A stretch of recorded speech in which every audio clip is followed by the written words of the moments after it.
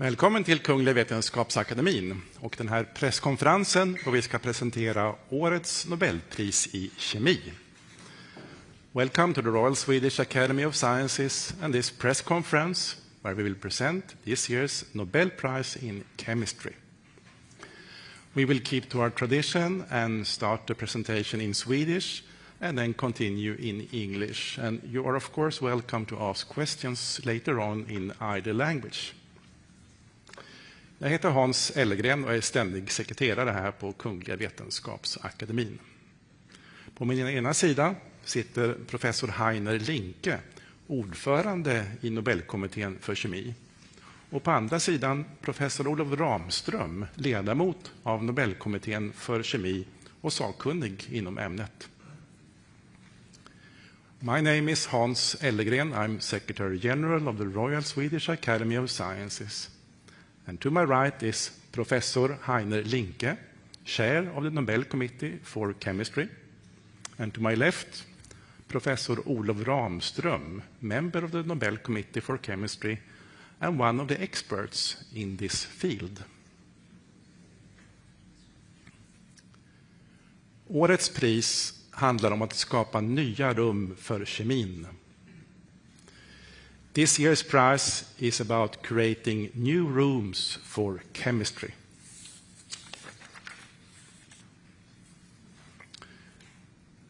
Kungliga Vetenskapsakademin har idag beslutat att utdela 2025 års Nobelpris i kemi till Susumu Kitagawa, Kyoto University, Japan, Richard Robson, University of Melbourne, Australien, och Omar Yagi, University of California, Berkeley, USA, för utveckling av metallorganiska ramverk. The Royal Swedish Academy of Sciences has today decided to award the 2025 Nobel Prize in Chemistry to Susumu Kitagawa, Kyoto University, Japan, Richard Robson, University of Melbourne, Australia, and Omar Yagi, University of California, Berkeley, USA, for the development of metal organic frameworks. Professor Heiner Linke will now give us a short summary in English. Please.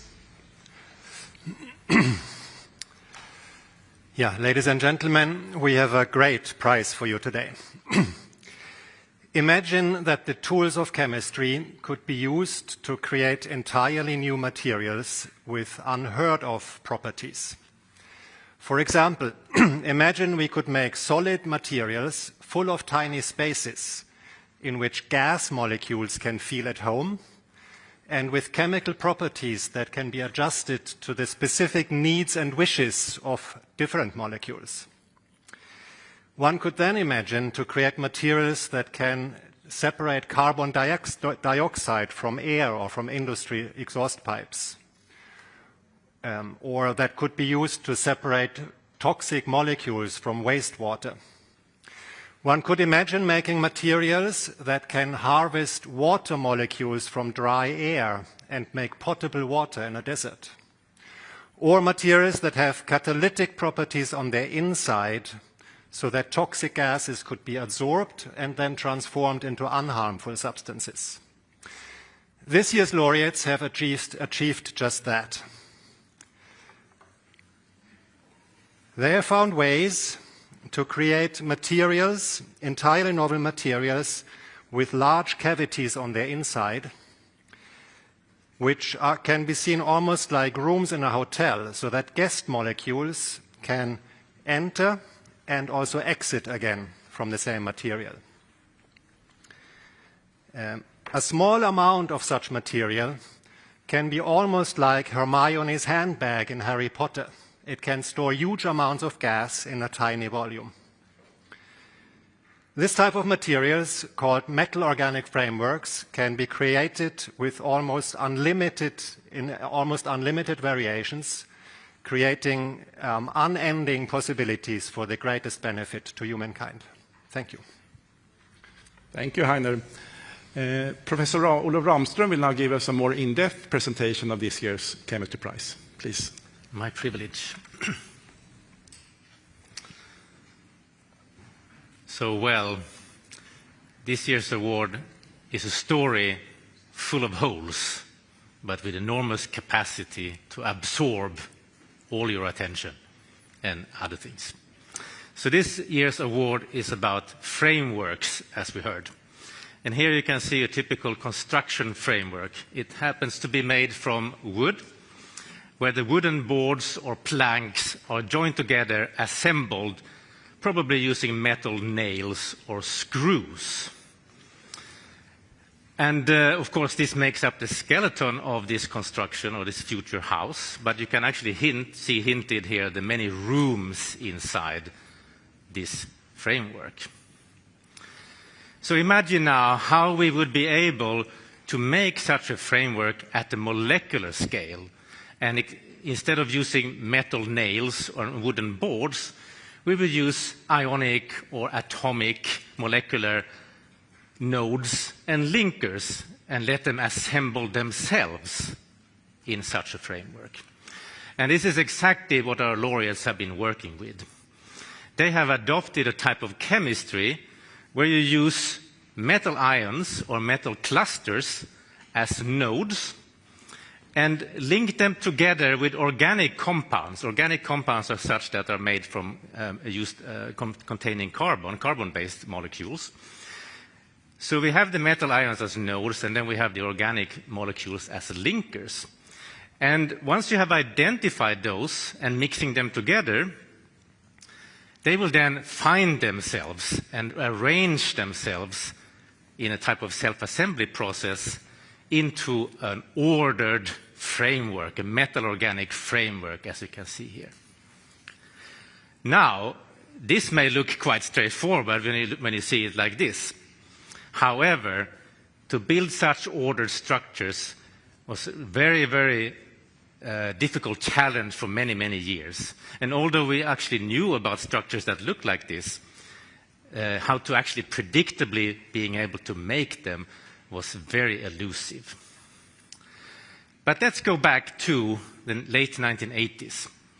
At that time, Richard Robson, he reasoned that it would indeed be possible to build such frameworks predictably by taking metal ions and molecular organic linkers. He was inspired by the structure of diamonds, as you can see here. And if you know, diamonds are based on carbon atoms, and each carbon atom in diamonds are surrounded by 4 other carbon atoms in a pyramidal or tetrahedral orientation or shape. And as you can see here in red.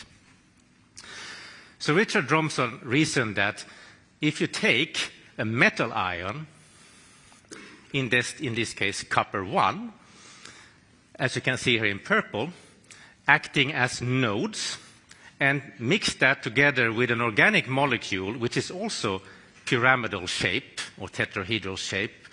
You can see it here in yellowish white. And in this case, each arm of this molecule, this organic molecule, has a so-called nitrile group. And the copper ion and the nitrile groups, they can find each other and form bonds. And that will, in principle, lead to a structure that would be similar to the structure of diamonds. Well, contrary to the general expectation at that time, in the late 80s, this actually worked really, really well. And Richard Robson obtained such an ordered framework structure, as you can see here. Now, in contrast to diamond, to the structure of diamonds, where the carbon atoms are very, very tightly packed, this framework, however, contained cavities or holes. As you can see, it's relatively large cavities or holes. And when you make this material, these cavities will be filled by, we call them inclusions, compounds, in this case solvent molecules, and also negatively charged ions, what we called counter ions. Once having showed this work, this demonstrated that this is indeed possible, Richard Robson also reasoned, he came up with several principles and discussed different features of such material. He, for example, discussed how to modulate such materials to make them more strong, how to keep together more strongly, to make the cavities smaller or bigger. He also predicted some applications of such materials, such porous materials. He also was able to show one such application. He was actually able to replace those negatively charged ions I mentioned with other ions in a common process in chemistry called ion exchange. And he could do this without the material collapsing in the process. Now, this is all about porous materials. And one of the absolute most important applications of porous material is gas adsorption.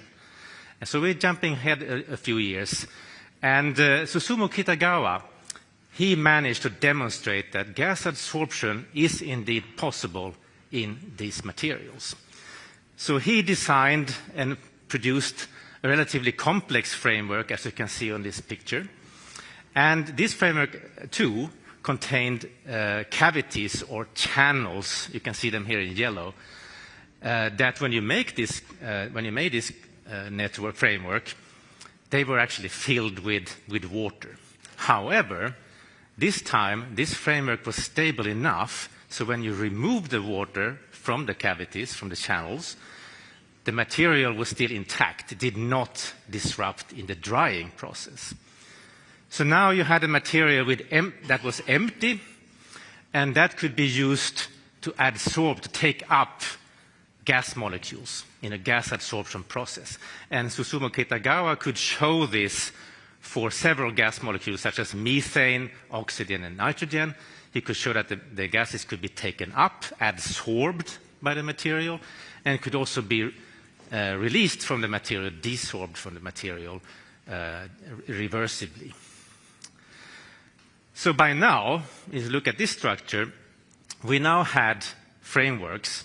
The development had come so far, so we now had frameworks that were stable enough to endure to emptying the pores, to emptying the channels and cavities. However, because of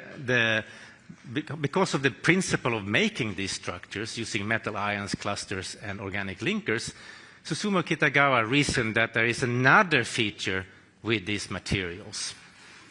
He then predicted that not only can you make such stable materials that can take up gases, you can also have this material changing shape upon changing the conditions.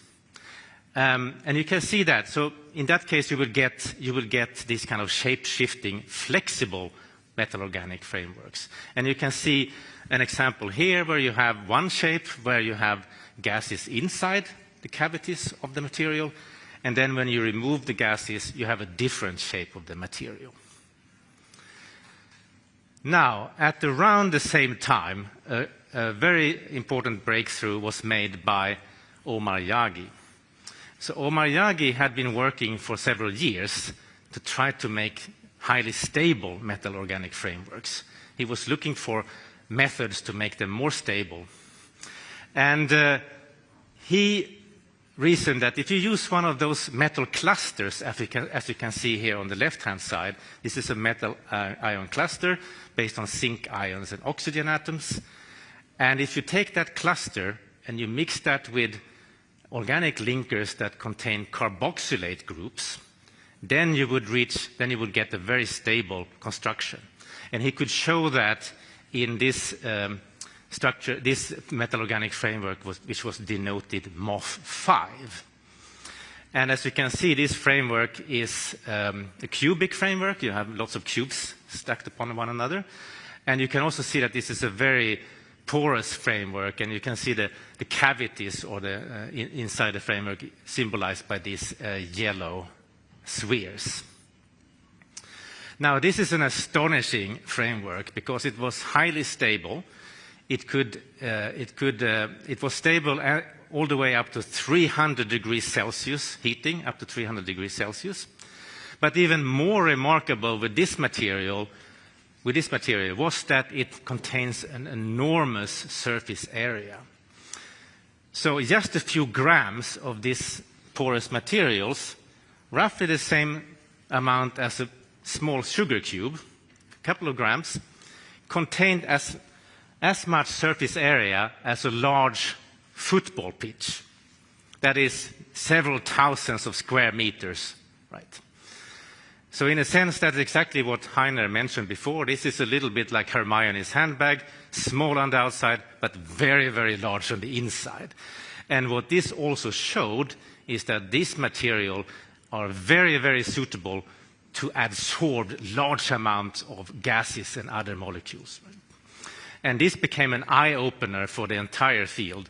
So not only did people coming in the field from outside of the field, but also industry became very, very interested in these materials. A few years later, Omar Yagi made a conceptual contribution, important conceptual contribution. So because metal-organic frameworks are based on organic linkers, organic compounds, and organic compounds can be varied almost infinitely. That means that you can change the metal-organic frameworks just by changing the linker, the organic linker. And you can do this without changing the basic structure of the metal-organic framework. And you can see an example over here. You can see that the cavity volume has increased by just changing the length of the organic linker. And you can do that without changing the general structure, in this case, the cubic structure of the metal-organic frameworks. So by doing this, you can build large families of MOFs with the same structure, with different properties. You can also think of actually modifying the linkers so you can add, for example, catalytic groups, or you can, in that way, change the properties of the materials that way. So after following these fundamental great breakthroughs from our 3 laureates, this field evolved very, very rapidly, and many, many structures were developed over the years to come. Many thousands of structures have now been developed and applied. I will just show you a few examples. As you can see here, so for example, now we have MOF structures, metal-organic frameworks, that can capture water from air, as Heiner also mentioned. For example, dry air in deserts, and those can then be used to produce drinking water.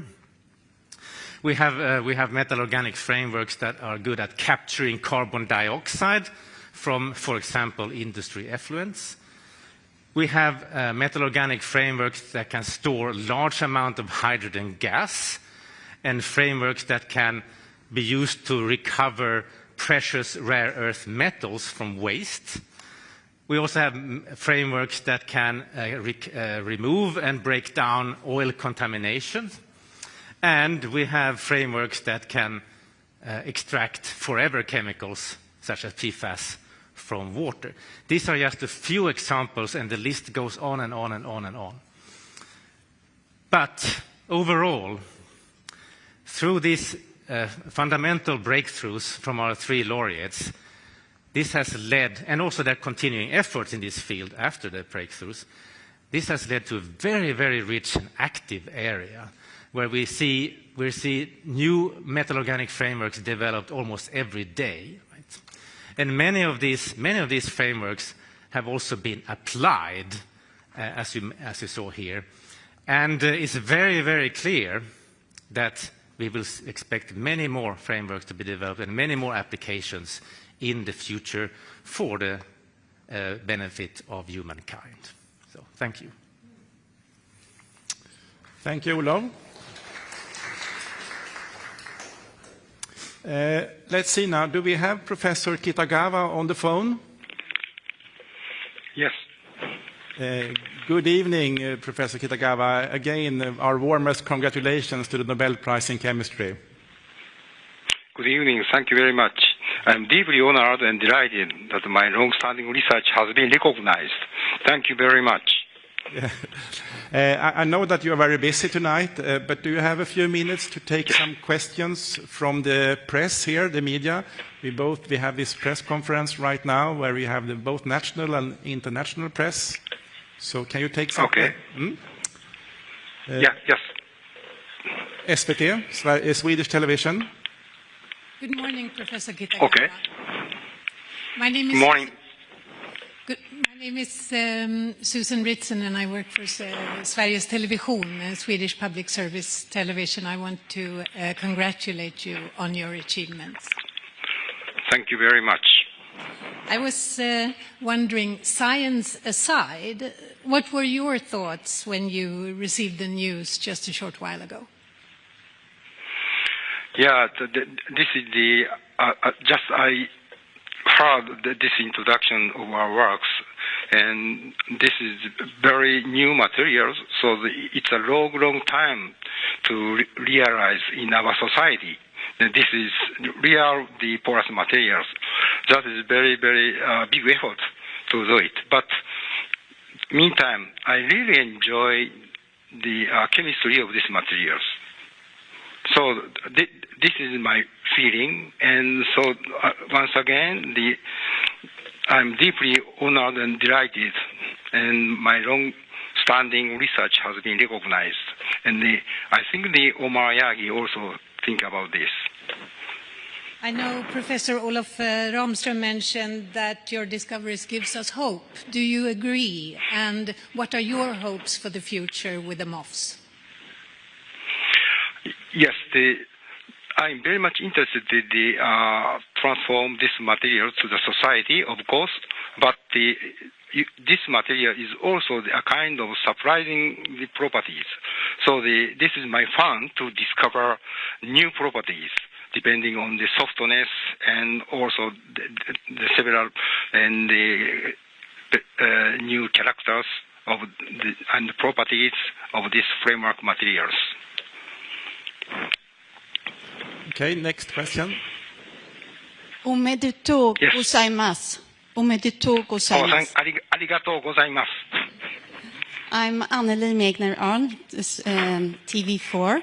I'm wondering, would this technique make it cost efficient to suck out carbon dioxide from the air to help fight climate change? Yes. Yeah. So the properties of these materials is the sort of the well-defined porous structure.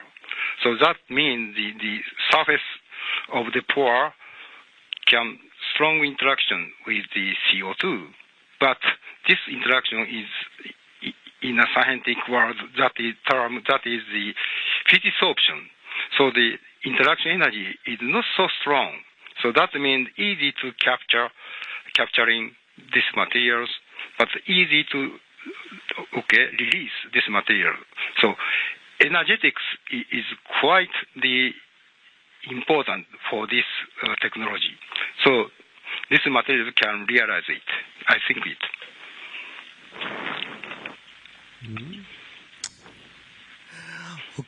Okay. Hello, Mr. Kitagawa. Yes. It's known that MOFs shows great potential in gas storage and catalysis, but mass production remains costly. What technological breakthroughs in the next 5 years could truly advance their commercialization? Yeah, we are thinking about with my startups. And in the world, for instance, in the energy materials and the methane, in that case, for instance, well-developed countries, still difficult to have pipelines all over the country. So this means we need to still have the cylinder or something for the store this methane materials, but it's very heavy because the high pressure cylinder we use. This is 100 years tradition. So by using these materials, we can make this cylinder is lighter and lighter and easy to deliver to any places. So this is a reality in the next 5 years, I think. We have Polish TV here. Hi. Hello, Professor. This is Bogdan Radziejewski from the Polish television. Congratulations. I wanted to ask you, because what's so amazing about the metal organic frameworks is the wide variety of applications they have already found. I'm wondering, in what field do you find most important or possibly most promising for the future in terms of practical applications of MOFs? Yeah, my dream also, this is not realized. My dream is to just handle the air, because air contains CO2, oxygen, and the carbon elements, oxygen elements, nitrogen elements. That means, for instance, if you think about your body, proteins contain carbon, nitrogen, oxygen. And also fuel contains carbon, hydrogen, and something. So air contains most of the elements for our important materials. So my dream is to capture air and separate air to, for instance, in the CO2 or oxygen or water or something, and convert this to the useful materials using the renewable energy. Okay, so even if we obtain the fuel from the air, so fuel is combusted into the air, but we can still the reuse of this air. So that cycle is quite important for our society and also our planet. So this is my dream, and also we have to realize it using this kind of porous materials. This is my answer. We have a question here, please. Hi, Professor Kitagawa. This is Yue from Chinese media, The Intellectual. My question is, how persistent is materials created using this framework? Will it dissolve soon, or could it last for centuries? And what is the environmental implication of that? Thank you. Yeah, and first of all, I have to say I'm very enjoying, even I have a very difficult situation. So creating new materials is very important.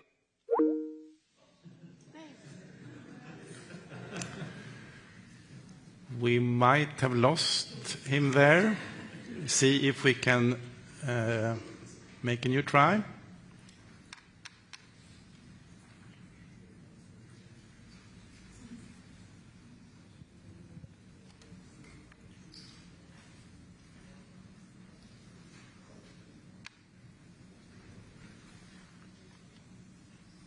We give it a few more seconds a chance here. Hello? Hello, yeah. Now you're back here. Maybe we should take a new question. That's probably easiest. Over there. Okay, so... Hello. Do you hear me? How long I have to stay here? How long? Because I have to go out for the meeting. Okay. So I have how one long? last question. 5 minutes? Okay, sure. Okay, I'm from the Swedish media magazine called Forskningen Framsteg. I would just like to know, what was your, did you anywhere during all these years of research hesitate or doubt that you would manage to create these frameworks? And what was the biggest challenge, the threshold that you had to manage? Can you say something about that?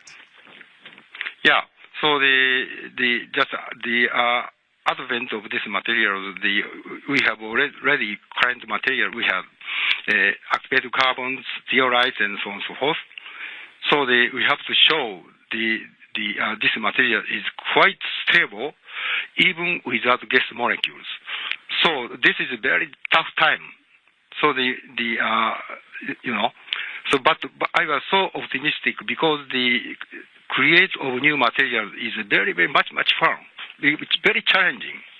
So anytime I told to the students in the challenge is very important in the chemistry and science. So that's a point in I recall I look back this time. Okay, we take one final question there, please. Oh, final, okay. My name is Riko Takahashi and Kyoto News Japan. I say even in Japanese, おめでとうございます. And then if you said you are short of time, so I just do simple questions. Where were you when you got, I have two questions. Where were you when you got a phone call from the Nobel Committee? And yeah, first answer. And, very surprising. I continue. Very surprising. Oh, yeah, very surprising and now? Also very pleased. Yeah, very happy. Because the this is a long-standing chemistry. So this is recognized. This is my really I'm pleased to know that. And maybe we can share this feeling with the Omar and Richard. Okay, Professor Kitagawa, I think that's the final question. Thank you for your important answers here, and we look forward to see you here in Stockholm in December. Yes, I will. Thank you very much. Thank you. Thank you. I can inform you that we were able today to reach all three laureates, so they have been informed. Now there is time to ask any further question that might be to the prize committee about their work or something else that is related to the Nobel Prize in Chemistry.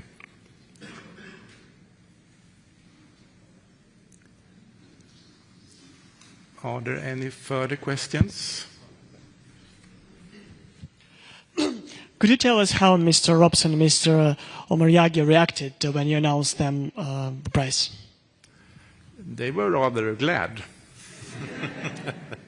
They were surprised, of course, as all laureates are, essentially all. But of course, this is a very staggering moment for someone to get a call like this, and they were really happy.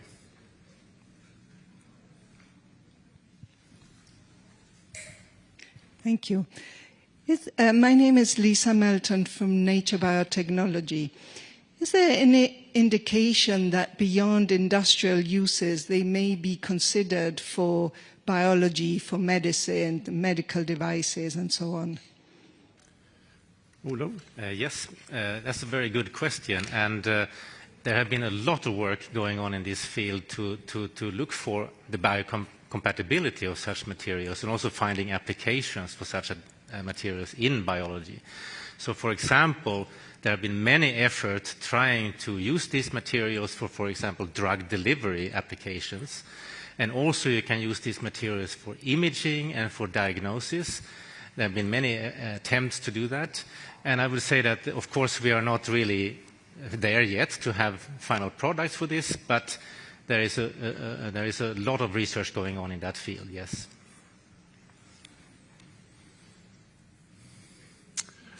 I think that might be it.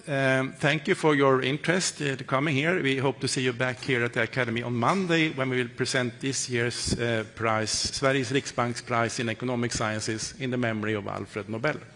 Thank you.